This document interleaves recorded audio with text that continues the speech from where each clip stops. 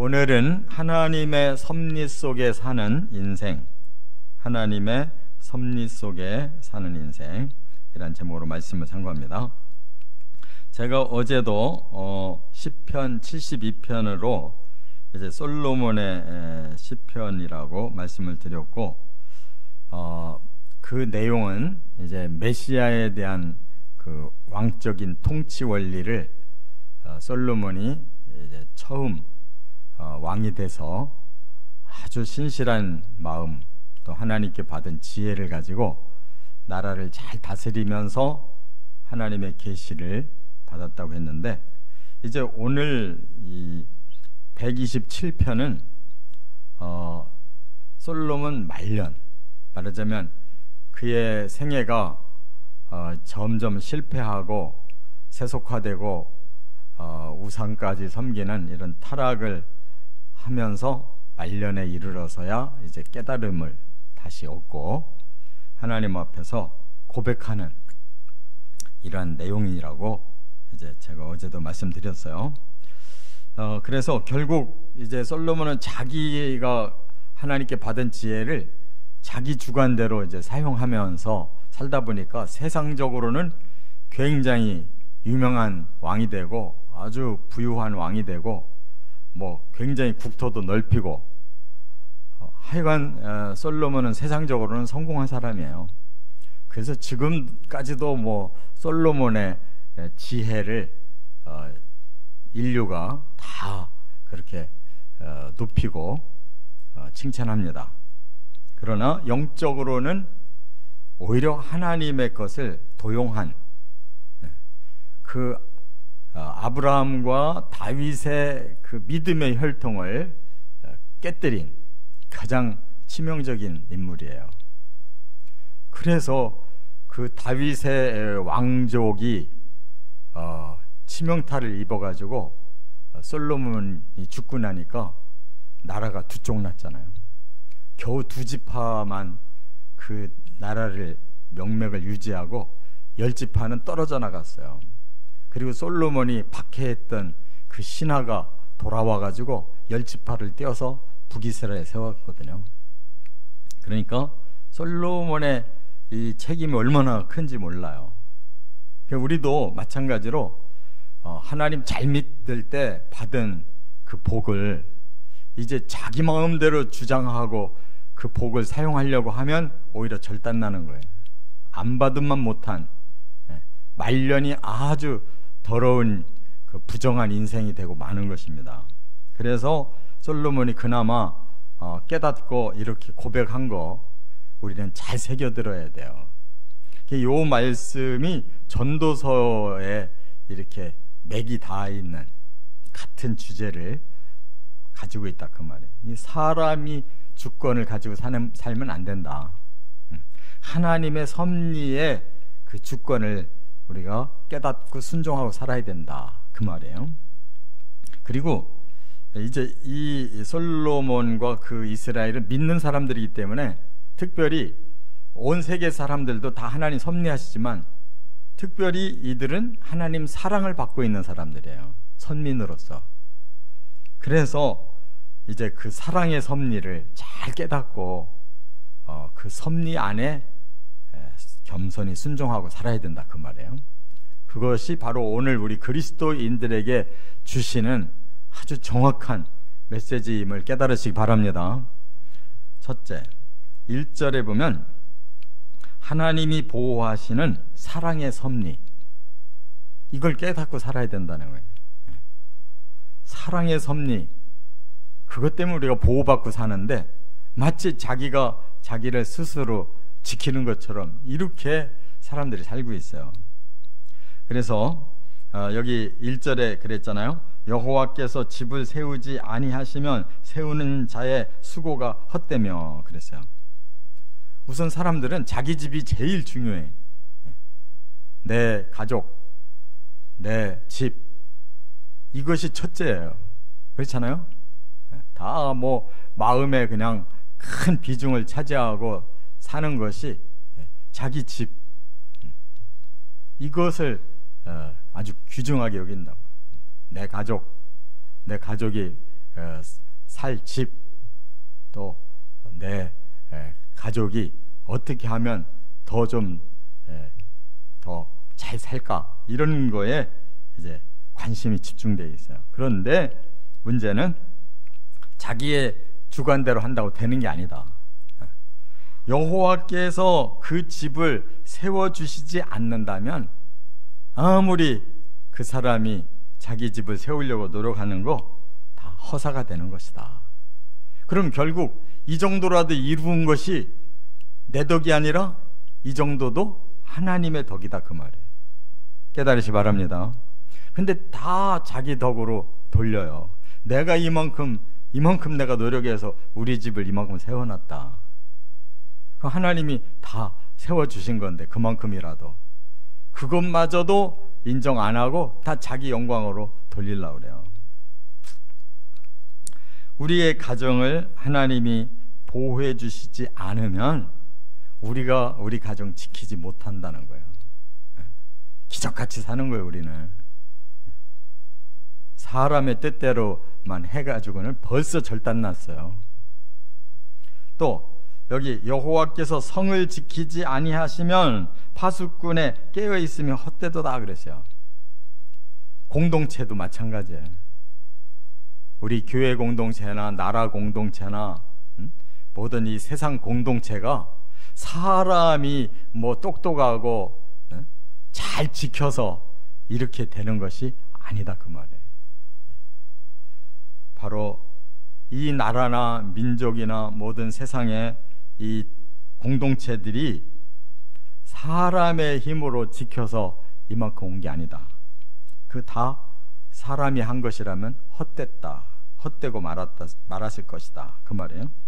그렇다면 결국은 뭐냐? 하나님께서 가정도 지켜주셨고 나라도 지켜주셨고 교회도 지켜주셨고 우리가 소속되어 있는 이 세상의 삶을 하나님이 지켜주셔서 여기까지 그 보호를 통해서 온 것이다. 그러면 왜 솔로몬이 이 말을 이렇게 강조했을까요? 솔로몬이 얼마나 똑똑한 사람이에요. 나라를 얼마나 확장시킨 사람이고 막 무역을 얼마나 잘하고 뭐 정책을 얼마나 잘 쓰고, 그래서 다른 나라의 공주들을 막 일부러 정략 결혼을 해가지고 막 수없는 나라들과 막 연합을 이뤄서 그렇게 솔로몬이 유명해지고 부유하고 대단한 사람이 됐는데, 이 마지막에 이렇게 고백하는 거예요.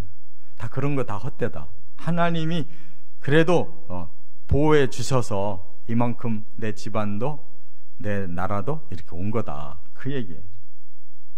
근데 솔로몬은 집도 나라도 사실은 다 허사를 이루었어요. 허사를. 왜? 죽고 나니까 나라도 망했자고.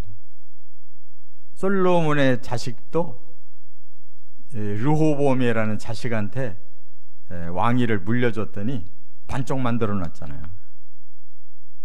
그러니까 자식 농사도 실패한 사람이고 국가 경영도 실패한 사람이에요. 자기가 살아있는 동안에만 대단했던 것 같이 죽고 나니까 완전히 그 이루었던 것이 다 헛되어 버렸어요. 헛돼 버렸어요. 그러니까 이렇게 깨닫고 이렇게라도 고백할 수 있는 게 다행이지. 우리는 그런 솔로몬의 경험을 통해서 간접 경험을 할 수 있는 거예요. 아, 솔로몬 같이 살면 망하는구나. 집도 망하고 나라도 망하는구나. 우리는 그렇게 하면 안 된다라는 교훈을 그 사람의 고백 속에서, 체험 속에서 알 수 있다, 그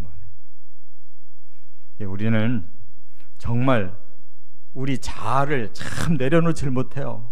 나 없으면 아무 의미가 없는 거예요. 나 없으면 세상도 없고, 나 없으면 뭐 다른 사람도 없고, 오직 내가 있는 속에서 모든 것을 다 기준을 세우려고 하니까 우리 자아가 아무리 노력한다고 제대로 세울 수도 없는 것을 깨닫지를 못하고 끝까지 자기 중심이에요. 두 번째, 2절에 보면 하나님이 공급하시는 사랑의 섭리로 사는 것이다, 그 말이에요. 자, 2절에 우리가 어떻게 공급을 우리가 스스로 해결하려고 노력하는지를 이렇게 말했잖아요. 너희가 일찍이 일어나고 늦게 누우며 수고의 떡을 먹음이 헛되도다. 이대로 진짜 살아요. 보통 사람들 보세요. 막 아침 일찍 일 나가가지고 밤중에 들어오고 집에서 왔다가 가는지도 모를 정도로 그 가족들도 막 서로 바빠 죽어요. 그렇게 일찍 일어나고 늦게까지 일하고 잠자고, 그래서 그냥 땀 흘리고 결국 먹고 사는 이것이, 하나님이 그 정도라도 주시지 않으면 사람 노력으로 안 된다, 그 말이에요. 뭐 누구는 뭐 실업자 되고 싶어 실업자 되세요. 누구는 뭐 가난하게 되고 싶어서 가난하냐고. 다 남부럽지 않게만 해보려고 야단을 치는데 사람의 힘으로 되는 게 아니라는 거예요. 그래서 우리의 생존 이는 우리 노력으로는 불가능하다는 거예요. 그러므로 여호와께서 그의 사랑하시는 자에게는 잠을 주시는도다 그랬어요. 이 말은 뭐냐면 사람들은 잠도 안 자고 일을 해요. 그런데 정말 하나님이 우리를 필요한 거 공급해 주시는 하나님이시다라는 것을 믿는 사람은 잠 자가면서도 그것을 공급을 받는다, 그 말이에요. 괜히 우리가 호들갑 떨고 다 하려고 하는 것 뿐이지 결국 공급해 주시는 분 하나님이셔요. 예수님이 산상수훈에서 그렇게 말씀하셨잖아요. 너희가 무엇을 먹을까, 무엇을 마실까, 무엇을 입을까 염려하지 마라. 저 들에 핀 백합화도 솔로몬의 영광보다도 더 아름답게 하나님 입혀주셨잖아요. 저 새들도 다 하나님 먹여주시지 않냐. 하물며 너희들을 하나님 공급 안 하시겠냐. 왜 이렇게 믿음이 없고 호들갑 떨고 지 노력으로 다 이룰 것처럼 야단이냐. 그 모든 수고가 헛되다. 헛짓들 하고 산다는 거예요. 우리가 이렇게 오랫동안 살았는데 뭘 얻었냐고.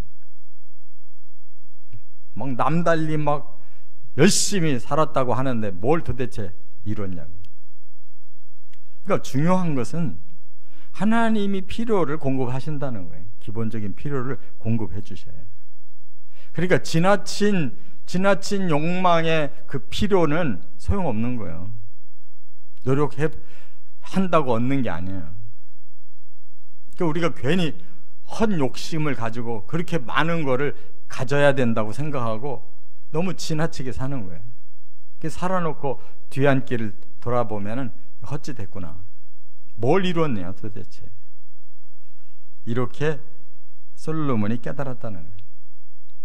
그러니까 사랑하는 자에게 잠을 주신다라는 말이 뭐냐면 하나님이 우리를 사랑으로 섭리하고 계시는데 그것을 알고 우리의 노력에 너무 집중하지 말고 하나님의 섭리를 바라고 순리로 살으라는 거예요. 정상적으로 잠자고 정상적으로 하나님이 공급하시는 것으로 만족해야 할 줄 알고 괜히 욕심 부리고 괜히 땀 흘리고 지나치게 하다가 병 걸려 일찍 죽으면 소용없잖아요. 그런 사람들이 얼마나 많아요. 이 사랑하시는 자에게는 잠을 주시는도다라는 이 원리를 깨달아야 될 줄 믿습니다. 깨달으시 바랍니다. 내가 지금 야단을 법석을 떠니까 잠도 못 자가면서 사는 거예요. 하나님 원리대로 살면 정상적으로 잠도 자고 정상적으로 공급하시는 거 먹고 사는 거예요. 근데 그거를 못 믿고 그냥 근심 걱정 염려하고 뭘 어떻게 해야 되나 머리 싸매고 노력한다고 되냐고. 지나치게 일하면은 일찍 죽는 거예요. 하나님 주신 수를 스스로 감해버리는 거라고.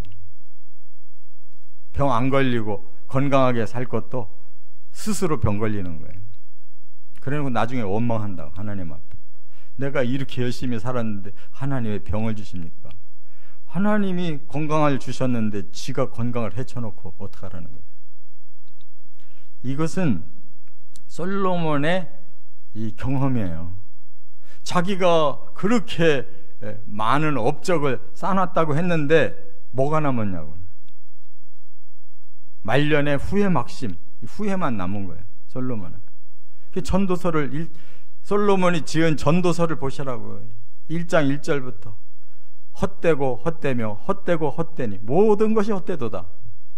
왜 그 많은 것을 이룬 사람이 그 말을 했냐고요. 다 헛짓했다는 거예요. 자신은 결코 행복하지 못했던 거예요. 겉으로만 많이 이룬 것 같았지 마음속에 진정으로 너무 분주하게 살고 그냥 이거저거 막 머리 써가면서 사느라고 애만 쓴 거예요. 그래서 그 후손들에게 뭘 남겨줬냐고. 이 솔로몬이 남겨준 게 뭐예요?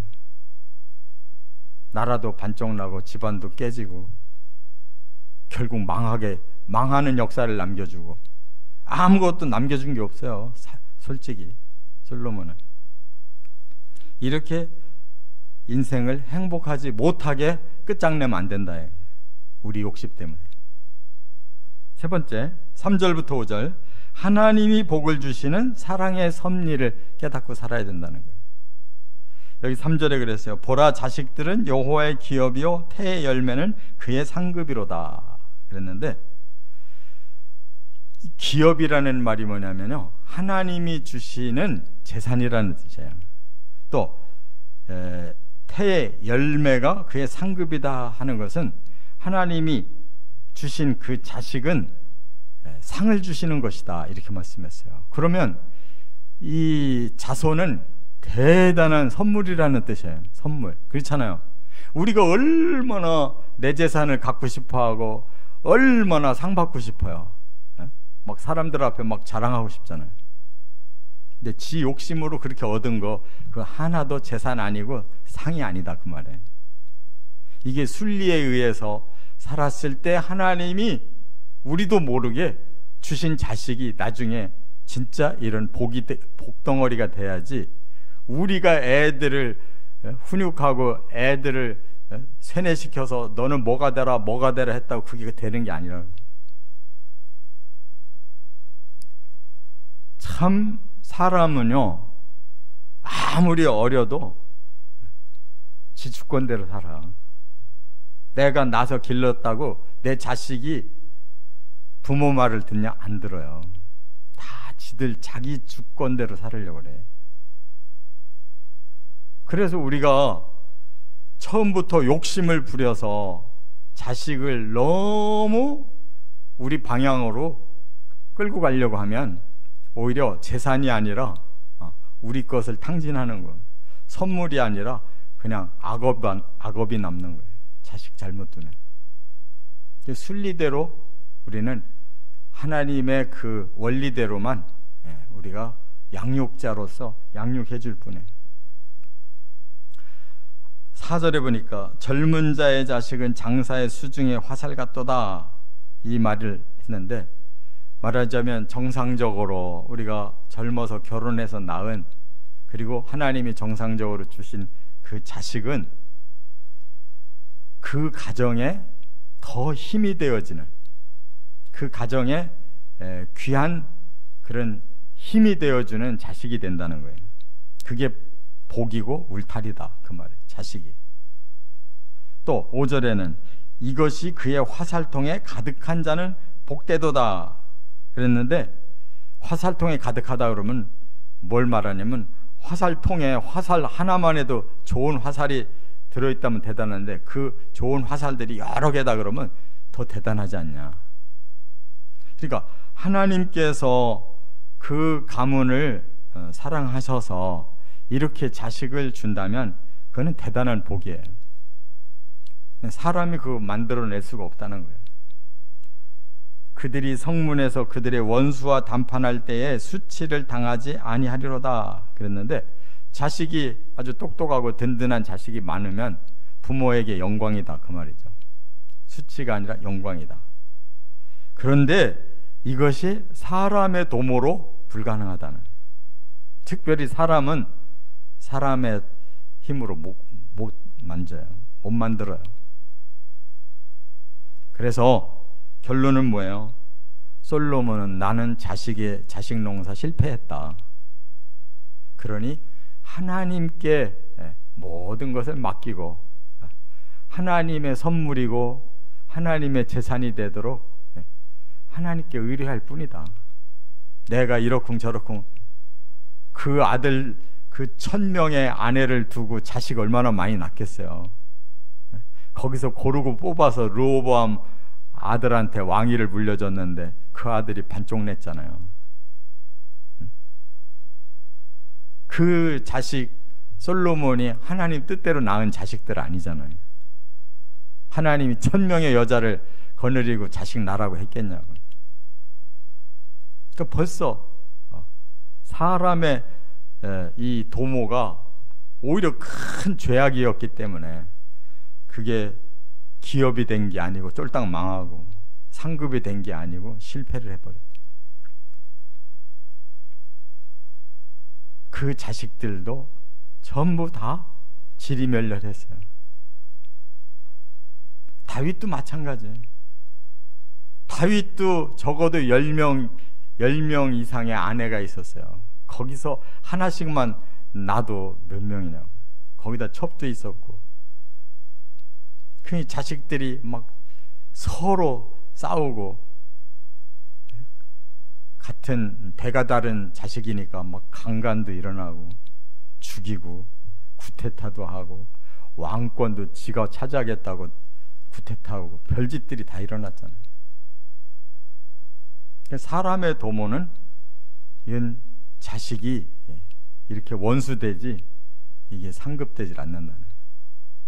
그래서 우리는 하나님의 섭리대로 결혼해서 하나님이 주시는 자녀 낳고, 이거 하나님 겁니다. 제 주관대로 키우지 않고 하나님께 맡깁니다. 평생 하나님께 의뢰하고 저 자식들을 하나님 책임져 주십시오.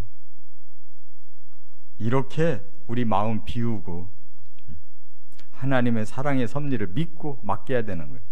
할렐루야. 이처럼 하나님의 사랑의 섭리는 하나님이 우리를 보호하시고 하나님이 필요한 거 공급하시고 하나님이 그 가문을 쓰시려면 좋은 태의 열매와 기업이 되도록 주신다는 거, 우리가 믿고 겸손히 하나님께 순종하며 살아가시기를 주의 이름으로 축원합니다.